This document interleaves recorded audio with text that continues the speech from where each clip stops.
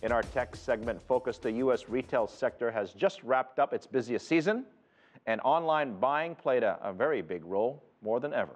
To keep up with demand, Amazon introduced its fleet of robots. But as Mark New reports, many are concerned about the ultimate cost of this technology.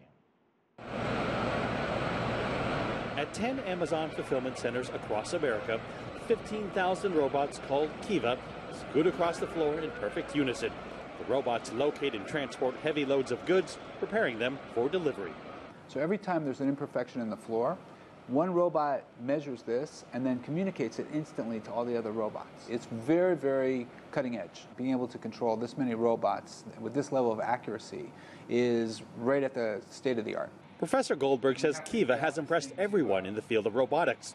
But while the robots are proving their value to the company, it's unclear whether they're good for workers. It's naive to presume that you're not going to, that workers are not going to be affected. It certainly will. And I think it's something we have to be really conscious of and sensitive to.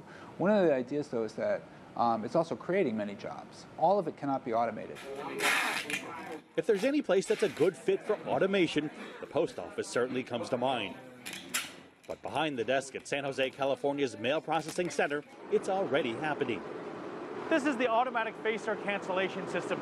31,000 pieces of mail come through here each hour.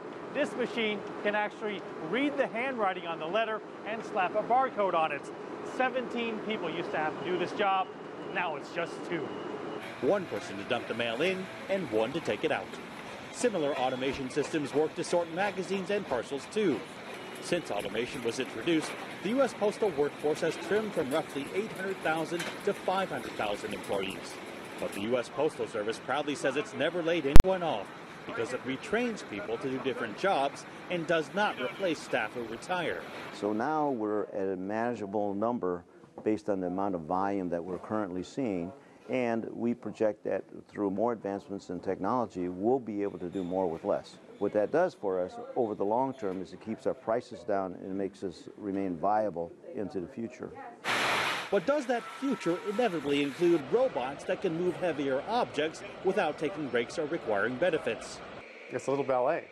Jerry Mikulski is the founder of the Relationship Economy Expedition think tank.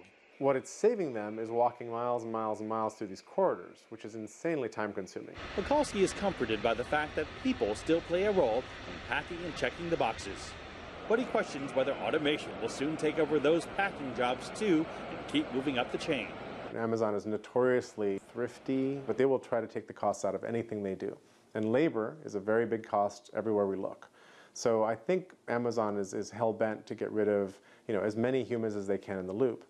Mikulski says many tech companies view humans as a temporary inconvenience. He says Amazon is experimenting with drones for delivery.